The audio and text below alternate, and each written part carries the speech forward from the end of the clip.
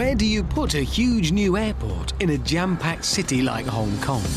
The solution called for one of the biggest construction projects of the 20th century. Just how crazy would you have to be to build one of the world's busiest airports here, right in the middle of the sea and in the heart of a typhoon zone? It's a crazy idea that only became this due to some clever engineering know-how. Know-how that just wouldn't have been possible without a World War II bomber. Oh, my word! A Cold War spy bug. Come here. An 800-year-old water pump. A brass band. And a vintage racing car. Oh, dear.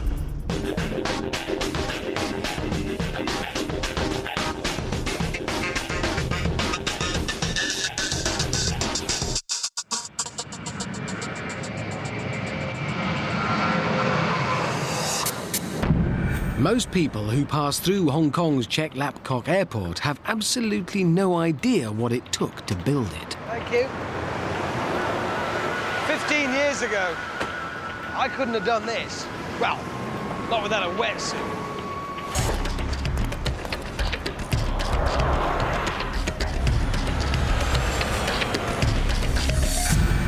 The land for Hong Kong's new airport had to be created.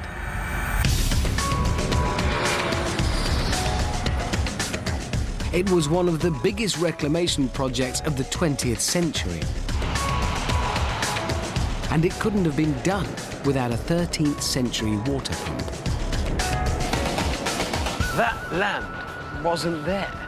The roads, the runways, the buildings, the aircraft, none of it. It was all just sea.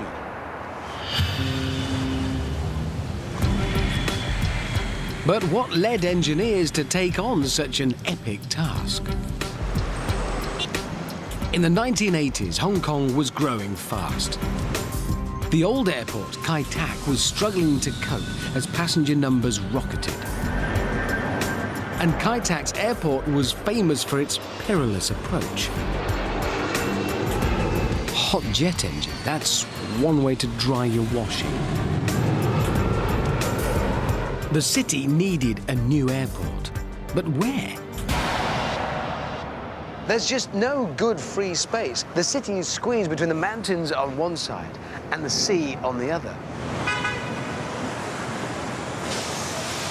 With space being such a rare and precious commodity, the residents of Hong Kong have long since learned to be very creative with how they use it. But for this project, the engineers came up with a plan that would make even these guys think twice. Engineers looked out to sea.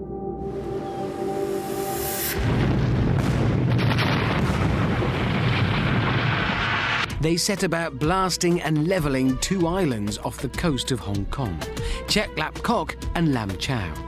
The plan was to join them and create one big island out of the blasted rock. Except the seabed between the islands was soft marine clay up to 20 meters deep, which isn't exactly the right stuff to build on. In fact, it'd be pretty stupid. If millions of tons of rock and sand were dumped on top, the airport could sink into the sea. The island needed a firm foundation, so they had to get rid of the clay. All of it. Engineers called in the world's largest fleet of dredger ships to suck it all up. The dredgers work like giant vacuum cleaners, and they rely on a connection that was invented in what is now Turkey 800 years ago. Back then, the ruler wanted to turn arid land above a river into lush green fields. It sounds like the beginning of some fantastic ancient fairy tale. You know, the kind of thing. Whoever manages this incredible feat gets the hand of the king's daughter in marriage, or is banished forever if they mess it up. Undaunted, a genius inventor called Al-Jazari took on the challenge of moving water uphill. He created the world's first automated suction pump. Professor Al-Hassani is an expert in ancient technologies. And this pond is just what I need to see this pump in action. It's made from 21st century materials, but it works just like Al Jazari's 13th century design. So this is the resulting well, not this exact one, obviously this is a replica. So what is it? This is supposed to be a suction pump. So this is a suction pump? It is. But hang on, they didn't have BMXs in... 1206. 1206, yes. They didn't have BMX bikes. So what's that here to represent in this? This actually represents the water wheel that was driven by a river. So the same river that supplied the water that was going to be pumped uphill to distribute to towns and villages actually supplied the power to do that. Exactly. And I'm guessing that has to be pedalled by somebody, and I'm guessing you're not doing that, Professor. Oh, no, thanks very much. OK, I'll do that. The last thing I was expecting this morning was a workout. So, this piston is the heart of the machine. Just like a syringe, it sucks in water through a pipe from the pond, then drives it out through the chamber and up the outlet hose at the top. The flap valves mean the water can only go in one direction, upwards. And if you can suck up water, you can suck up mud. You'll see that now it's clear water coming out and being pumped. But as we disturb the soil in the riverbed, then the sediments will go up with the water, and hence we have the beginning of dredging. All Al Jazari wanted to do was water some fields. But his pump made an airport in the sea possible.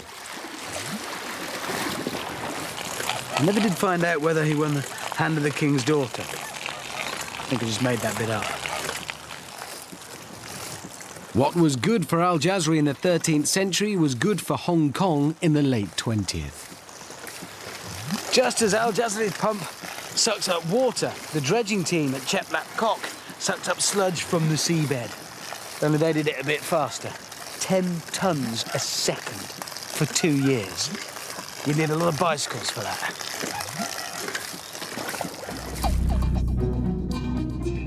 And over those 2 years, the dredgers hoovered up enough mud to fill 28,000 Olympic swimming pools. The clay was too spongy for landfill, so the sludge had to be dumped out at sea. With all the mud sucked up, engineers had a stable base on which to build. And by 1995, the island for Hong Kong's new airport was complete.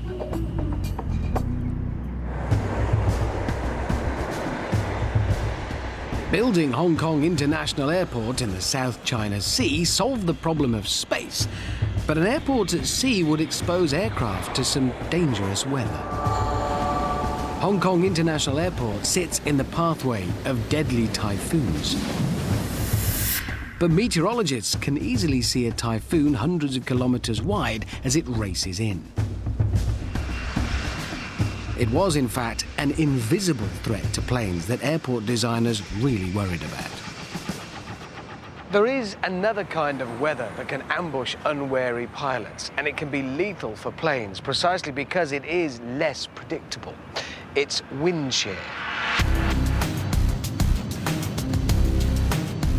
Wind shear is any localized change in wind speed, and Hong Kong International Airport is located in a high-risk zone. Positioned between mountains and the ocean, normal wind patterns don't apply here. Rapid wind changes can affect the amount of lift on aircraft wings, causing planes to accelerate or stall catastrophically. Aircraft can literally fall out of the sky or be blown off course. In 1998, this Thai Airlines Boeing 777 attempted to land at Hong Kong's old airport. It's a smooth descent until the plane is blown off course just seconds before touchdown, landing on just one set of wheels. Successfully this time. But wind shear can be fatal. In the last 60 years, over 1,400 people have died in accidents caused by this invisible threat.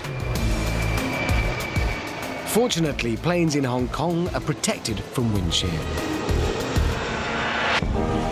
And incredibly, all because of a connection to a brass band.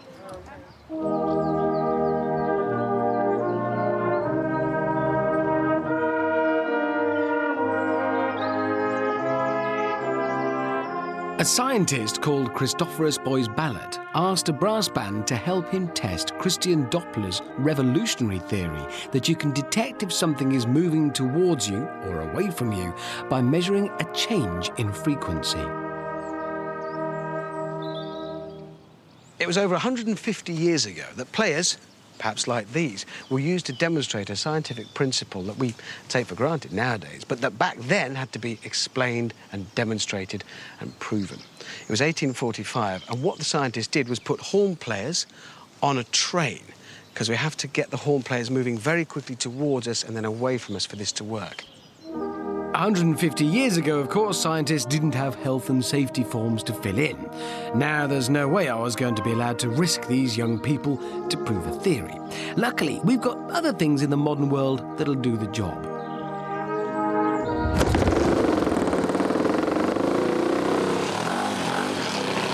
It doesn't play a tune, but it does make noise, and it moves fast. Now listen carefully to the sound of the engine.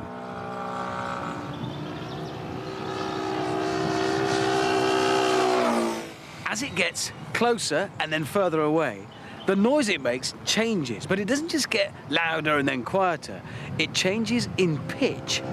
It's called the Doppler effect.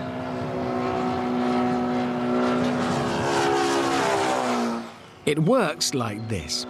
The plane produces sound waves. When it travels towards us, the waves bunch closer together, changing frequency and creating a higher pitched sound.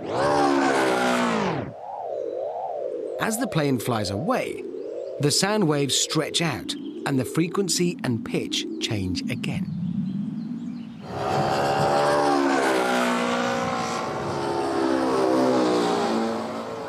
But what does the Doppler effect, or Doppler shift, have to do with detecting wind shear, those fast, potentially deadly, invisible currents of air?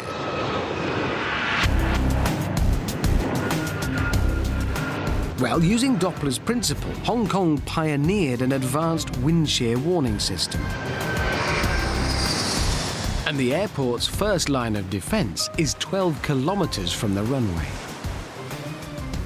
Check Lap Cock is right the way over there on the horizon. You'll have to sort of trust me that it is, but it is. You can just see the towers. Over here, this is part of its wind shear and turbulence warning system. And yeah, it is distant, but because of the water, it's got clear line of sight. This radar detects wind shear by looking for water droplets, usually rain. The radar waves bounce off the droplets and back to the tower. The airport can tell whether the rain is moving away from or towards the radar by measuring the change in frequency of the waves that bounce back, just like the sound of the plane changed as it flew past. Pilots can be alerted of big changes in frequency that can signal dangerous wind shear. Even up this close, there's no sense that this mute, blank structure is watching, but it is, 24 hours a day. It's giving pilots flying into and out of Chek Lap Kok over there the comfort of knowing that someone has got an eye out for them, should Mother Nature decide to make things tricky. But what if the water droplets are too small to detect, or the air's too dry? This Doppler radar is as good as blind. So Hong Kong International Airport went a stage further and pioneered a new way of using Doppler shift to detect the invisible threat. Anything that moves and makes a noise can produce the Doppler shift. That's why you can hear it in police sirens, aeroplanes, or a band on a train. But it's not limited just to noise. You can also detect the shift in another waveform. Light. And a special kind of light is the key to Hong Kong's other use of Doppler. Right, a little experiment, I think. What I want to try and do is detect, see, wind shear. What I have here, obviously, is an enormous fan. Now, I know that that fan's on and creating a continuous stream current of air because I just switched it on. But what if there was no fan and you couldn't tell? How would you know that stream of air was there? Because, well, You can't see it. Air is invisible. And that's what presents the danger to aircraft. So I'm going to ask Steve over here to see if, using your helicopter, you can tell me whether that fan is on. Flying along, straight and level. Oh, no! Ah. Fan was on then. Yeah, it was definitely on. Can we have the fan off, please? Thank you. Now, I'm not going to pretend that what just happened there came as a surprise. Obviously, it didn't. But what if the pilot in our helicopter, oh dear, had been able to see that current of air, that wind shear? It wouldn't have come as a surprise. Things might have ended differently. Well, at Hong Kong, they do have a way of making the invisible visible. And it all relies on the fact that the air around us, although we think of it as being just empty and invisible, is full of millions of tiny particles. I don't mean the specks of dust you might see in a shaft of sunlight through a window. I mean microscopic particles. You could fit 100 of them across the width of a human hair. And if you can see those moving, then you can see air currents moving. Let me demonstrate. Turn on the fan. Right, so that's our current of air. That's the wind shear. I shall now introduce some particles to the air. Yeah, I mean, it's kind of working. It is kind of working, but I think we can do better by making an improvement. What I need to improve is the light. Obviously, there's some light in here, that's why you can see me, but I need some specific light that I can control. So let's fire up the fan, please, first of all. That's our wind shear, our moving current of air. Now, introduce, if you will, the microscopic particles. Well, the flower. And I can't really make out anything in there, but if I shine the light from this torch, all of a sudden, where the light is reflected back off those moving particles, I can see it. If I turn it off, really nothing at all. With the light, you can see those particles moving. And that's how they do it at Hong Kong. Let's cut the fan, please. Obviously, they don't have people wandering around with big bags of flour to introduce particles into the air. They're already there. It's those microscopic particles, remember, that are all around us. And they don't use torches. They use lasers, but it's still light.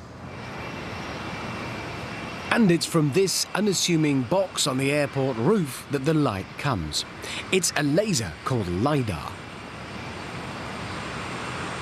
I'm taking a look inside with airport meteorologist Mr. Chan. Wow, sort of electric shed. What's this do then? It's measuring winds, detecting wind shear over the airport. It detects particles too small to be found using Doppler radar. And is it doing that all the time? Is it doing it sometimes? Yeah, it's measuring continuously and detecting wind shear continuously over the airport. So even now, as we're inside it, it's still keeping an eye on it? Yeah.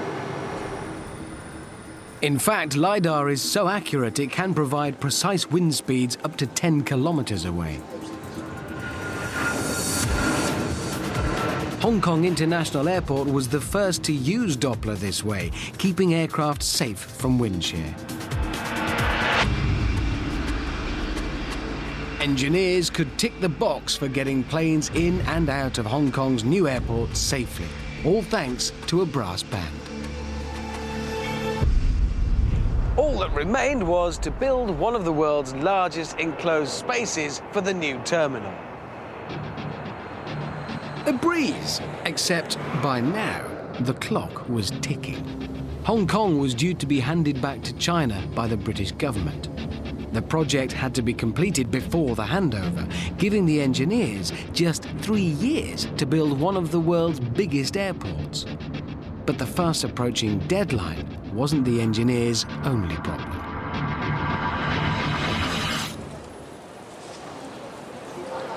Here in Hong Kong, the designers were aiming to be very big. They wanted to create one of the biggest enclosed spaces in the world, and they wanted it to be light and airy.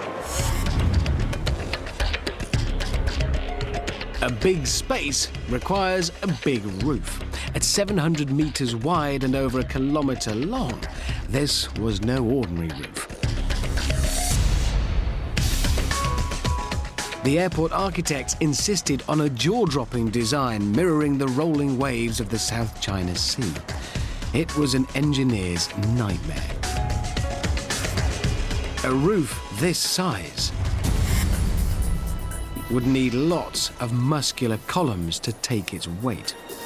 But the architects didn't want heavyweight structures cluttering up their light, spacious terminal. This is a huge space with almost nothing to stop passengers moving around freely.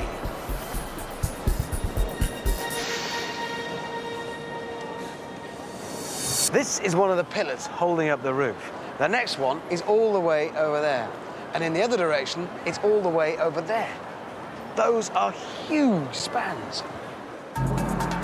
So how do such a small number of thin columns support a big roof? The answer? Make the roof really light. Only trouble is, a light roof isn't usually strong.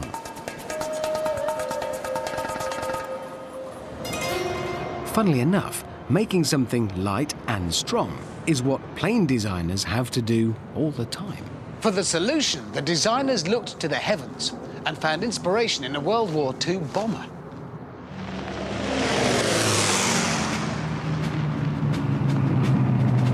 It's the Wellington, a twin-engine British bomber used for nighttime raids over Germany in the Second World War. The crucial thing about the airframe was its strength. British engineer Barnes Wallis had found a revolutionary way of making a frame light and strong. It looks more holes than metal, and the secret was in the way he arranged the material.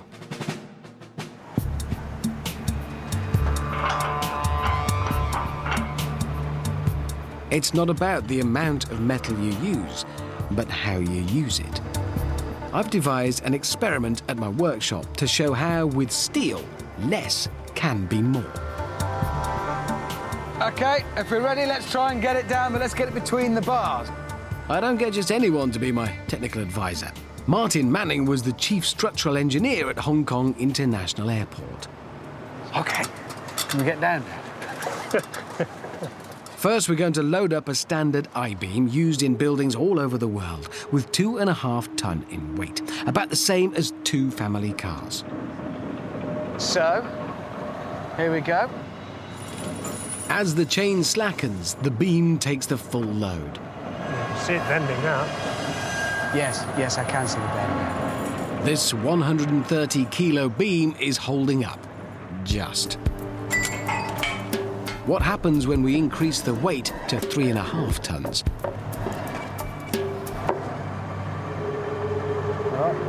Here we go. So, let's slacken her off and have a look. Take the load off the crane. So when the chains start to go slack... There she goes. My word, that is not liking it at all. Don't take it any further. That's failed, isn't it? That's broken. That is seriously broken. That never even got near it. The steel beam fails completely at 3.5 tons. You could give this beam more muscle by bulking up, but that would also make it heavier, and they didn't want that at Hong Kong. Amazingly, we can send the I-beam on a diet and still make it stronger. Think Wellington bomber. The answer lies in simple geometry.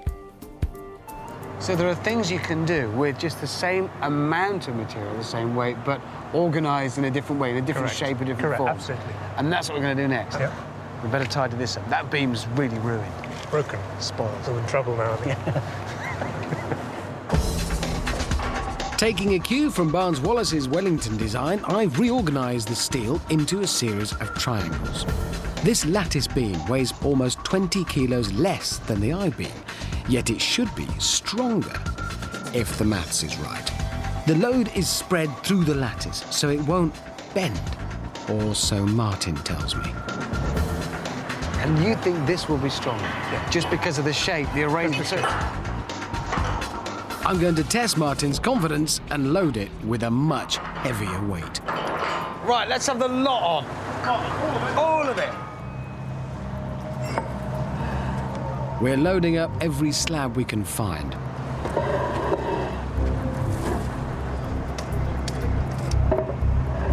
That's 4.5 tons, a ton more than the I-beam could hold.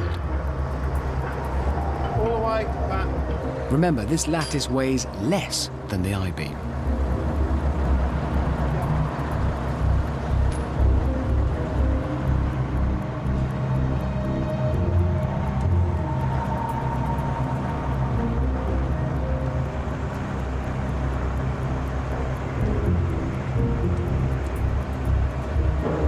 Okay. Settling. It's down.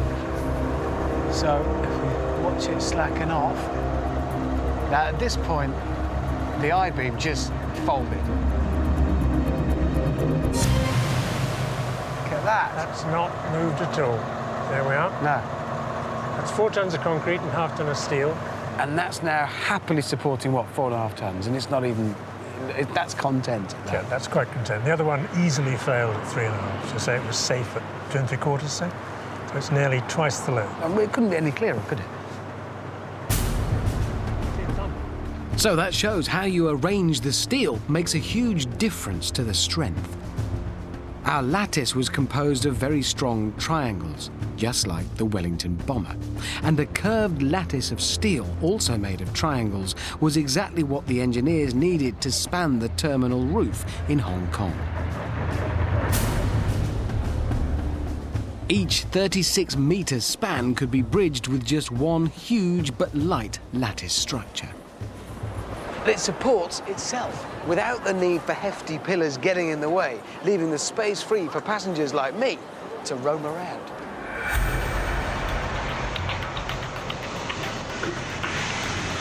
But of course, the building is just the shell for the business of getting passengers onto planes.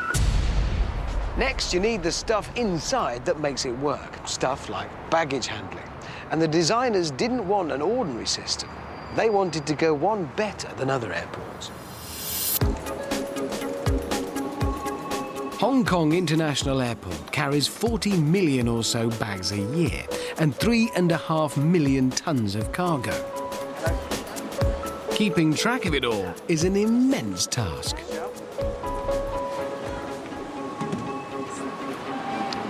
When you check in for a flight, you really want to be confident that your bags are going to come off the same aeroplane as you at the other end of your journey. And clearly, the designers here at Hong Kong Airport realise just how much having that confidence matters for passengers. Airports around the globe rely on barcodes to identify a bag's destination and owner. But barcodes have a success rate of only 85%. That means Hong Kong could lose 6 million bags a year, not counting 500,000 tons of cargo. That'd be a long queue at the lost luggage counter. The designers wanted to do better, so engineers had to pioneer a more advanced system. They wanted technology that allowed bags to be scanned at a distance and with greater accuracy. And they turned to a Cold War device for inspiration. Moscow, 1952. A security sweep revealed a bug at the American embassy, hidden in a replica of the Great Seal presented by the Russians over 6 years before. It was a revolutionary passive device operating without any kind of internal power supply. Baffled, the CIA called it the Thing. But with no sign of a battery to power the bug, how was the signal being transmitted? The answer provided the solution to creating Hong Kong's new baggage handling system. When a Russian spy fired a specific radio frequency at the Thing, it powered up the microphone and broadcast the ambassador's secrets. And a similar passive device sorts luggage in Hong Kong. But how?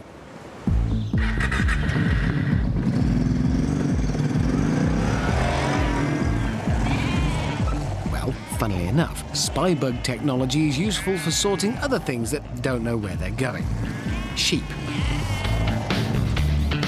Here at a farm deep in the British countryside, farmer Richard Webber manages his flock with a passive device, just like the Thing.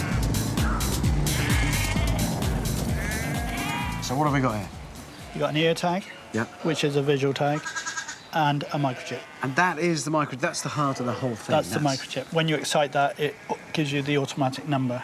So that's the key to this entire system. Yeah. All right, and we're actually going to ID one of these lambs now. Yep. We're going to do it. Yeah, okay? we are. We're going to put So in once a... it's got that identity, that's its ID number for life. That's Yeah. who it is. Well, we will link it through the handheld to the mother. So if you would like to hold the lamb. Hold the creature, yes. OK.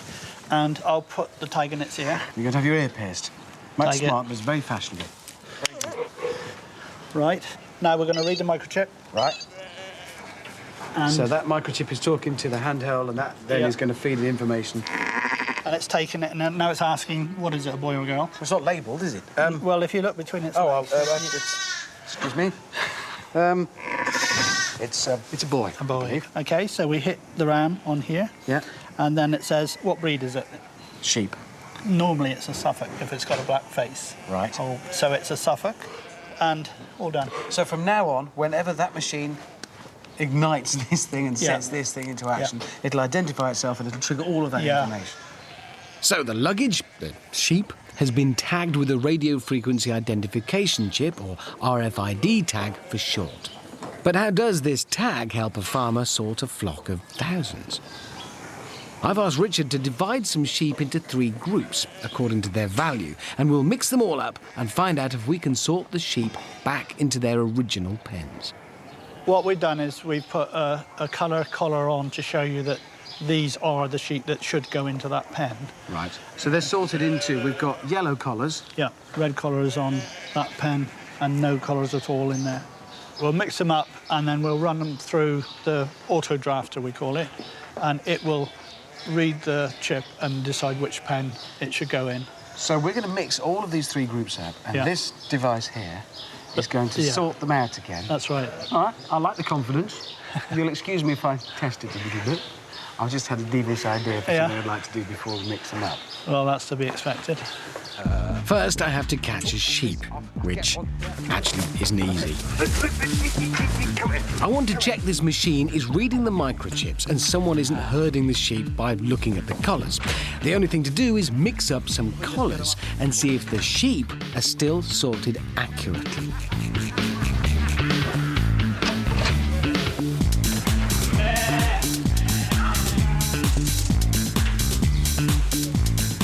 So where's a sheepdog when you need one? You don't want to go in, Richard. Well, they make a noise like a stick. I don't make a noise like a stick. A stick doesn't make a noise, does it?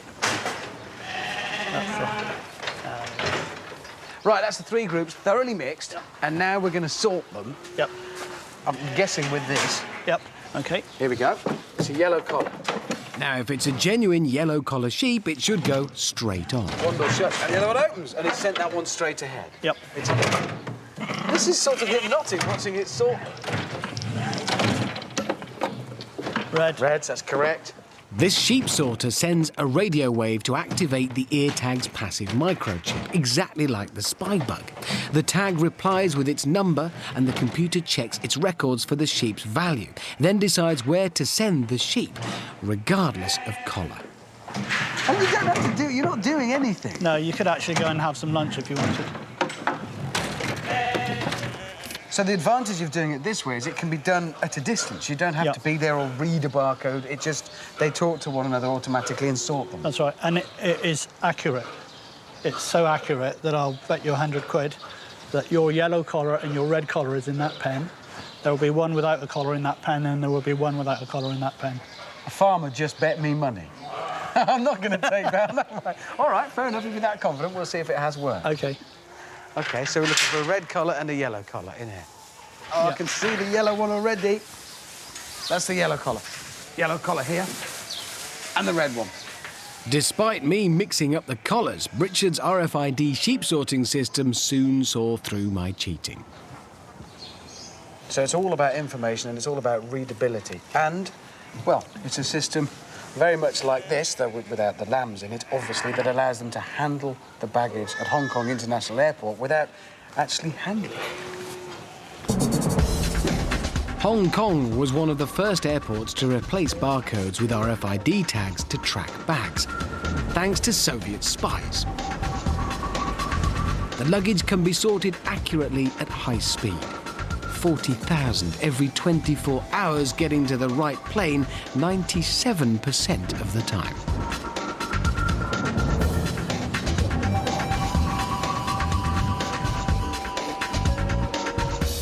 Well, my bag is safely on its way to my plane, and very shortly I shall be joining it. Just time, I think, for a coffee and perhaps some shopping. In a terminal with so much space, there's no shortage of room for retail therapy. But the size of this building posed another problem for the airport engineers. Remember those typhoons? These severe tropical storms have their own internationally recognized scale of destruction. At the top of the scale, Category 5, wind speeds can escalate to 250 kilometers an hour. These typhoons wreak havoc in Hong Kong, sending everyone running for cover. Hurricane-force winds also cause problems for big buildings with high, flat sides. Exactly like this one, then. To protect Hong Kong's new airport from destruction, engineers looked to another type of transport and found the answer in a 1930s racing car. Engineers knew the solution had to be strong enough to keep the building together, but just how strong did it have to be? Thinking about the kinds of pressures these buildings have to stand up to, and we could look at the numbers all day long, but how do they actually feel? What happens? Well, to find out about that, I've come to the one place where I can be in control of the weather. A wind tunnel. A really, really big wind tunnel. I've asked engineer David Wayne to let me play in his expensive wind tunnel. Dave, so what's the fastest wind this tunnel can generate? 130 kph, 80 mile per hour. So that's about hurricane strength, isn't it? It is, yes. And you're prepared to fire it up and let me stand there. I just want to feel what that feels like. Yeah, if you're quite happy to do that, then yes. Why are you smiling like that? will it blow me over at that speed? It is quite likely to, yes. Right. If you're not bracing yourself, if you're not expecting it, then yes, it will knock you over. Right. Will it then blow me to the other end of the wind tunnel where I'll come out like chips? No, hopefully Okay, not. good. Once you're on the floor, then that's it. You shouldn't go any further. Okay. Well, this is just about feeling that pressure that these buildings have to put up with. So, in the name of science, switch it on. I'll stand over here.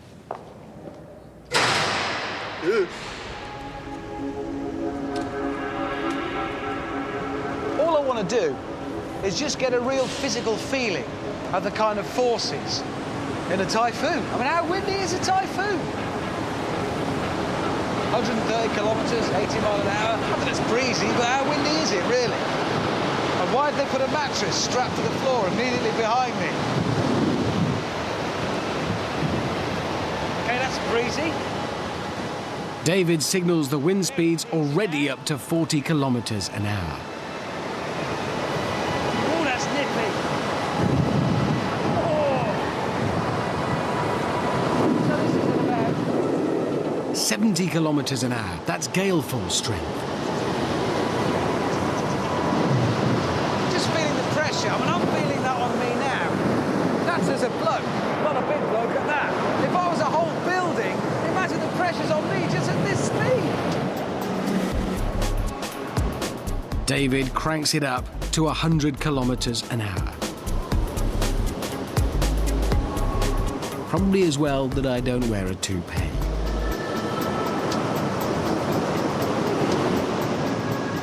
It's not long before we're hitting 112 kilometers an hour.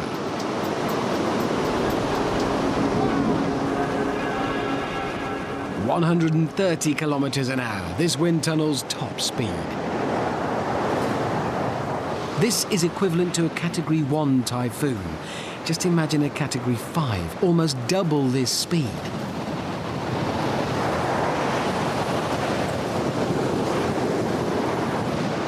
Well, I think I've made my point.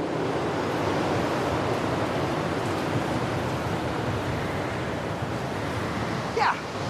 Well, sometimes numbers, theories aren't enough. And you just got to experience something physically for yourself. And all I learnt there was wind, moving air can be very, very powerful stuff, even when you're just a small bloke.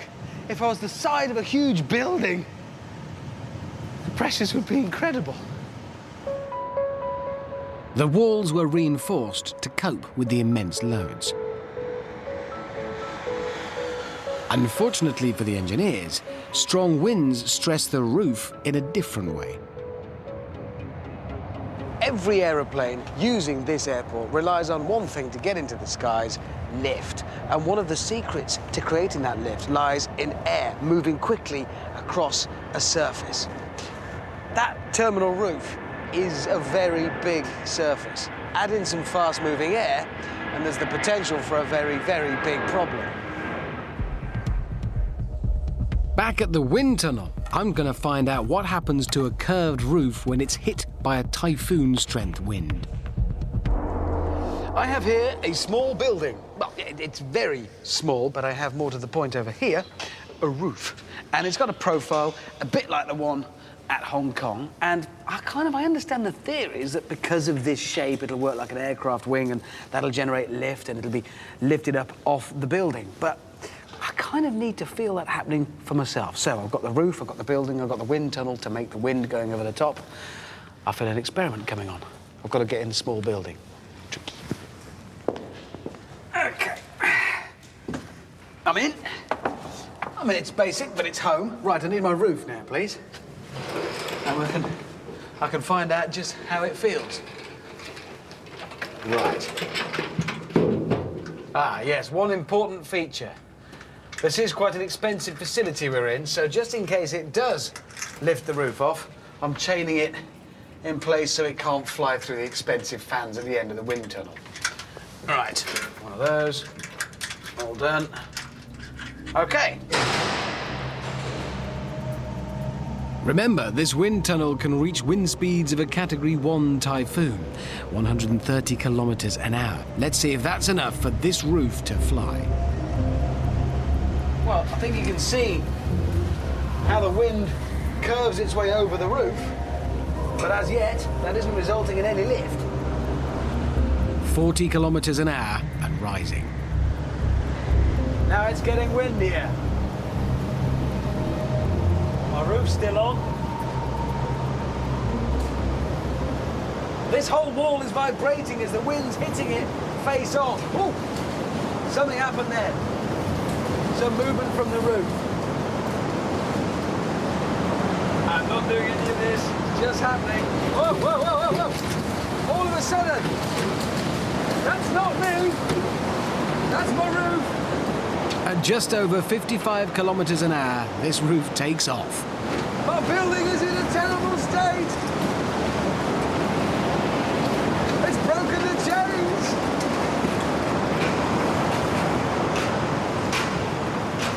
You can just feel the lift. It passes a critical point and then wallop! The roof just wants to take off. It feels like a wing. Well, the big bad wolf didn't get in. But what I could feel then was the two stresses facing a building in a strong wind. Because initially there's the wind just hitting the side of it there and it wants to just collapse the building that way. And then suddenly when the wind grew and grew and grew, there came a point when the roof was at peril. And it wasn't that it was just being blown that way, it was actually being lifted up. So that's two very distinct and separate stresses on a building. One, this way, collapsing the walls, and the other, lifting the roof off. That's a problem. One way to hold a flyaway roof is to lock it down tight. But this would call for a beefy building, precisely what the architects didn't want. The airport engineers came up with a better idea, and the key was flexibility, thanks to a pioneering joint from a 1930s racing car.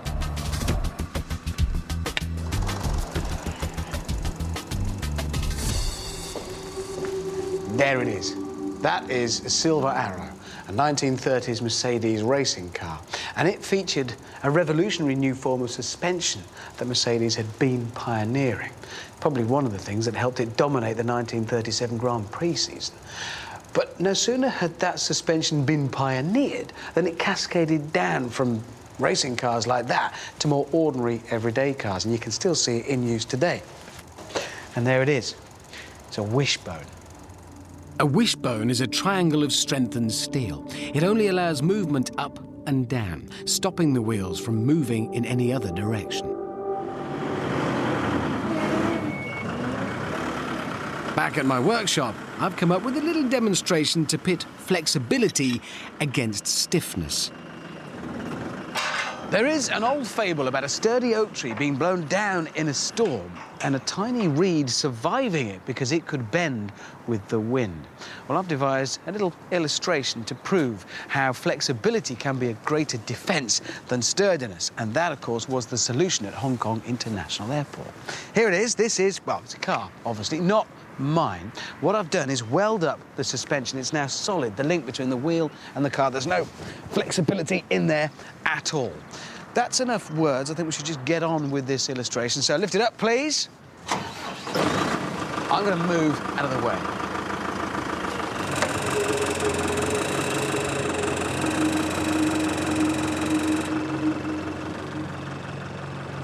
OK, well, if everything's set, drop it.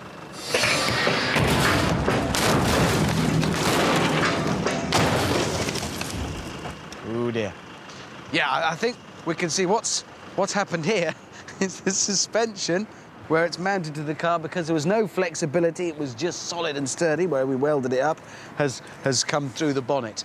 It's ruined. So that was the sturdy approach. Let's try flexibility now. This car is flexible.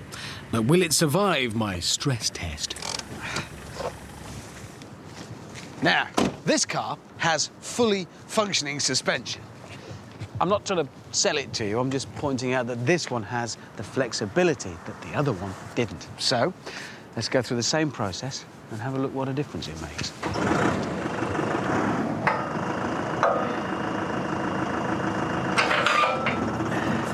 Take it up.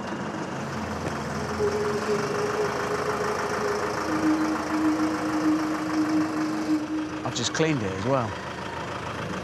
Right then, let's do it. Drop it.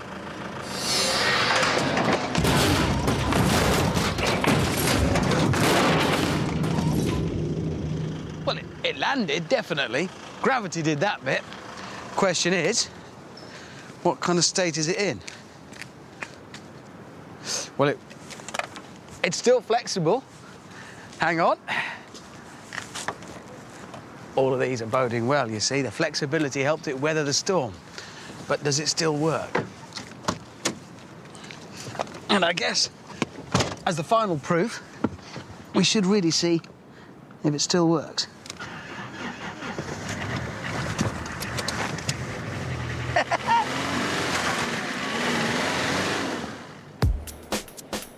The car's wishbone inspired airport designers to join the roof and walls, making a flexible joint, allowing for movement during typhoons. But unlike the car's wishbone, airport engineers had to design for 3 movements, not just one. The roof lifts like an aircraft wing, so the wishbone allows for up and down movement. But wind blasting the glass walls translates into a sideways movement, so it also has a sliding mechanism. For even greater flexibility, a knuckle bearing links the wishbone to the sliding bar. A total of 1,300 wishbones allow the building to flex and move in typhoon winds, thanks to a vintage racing car.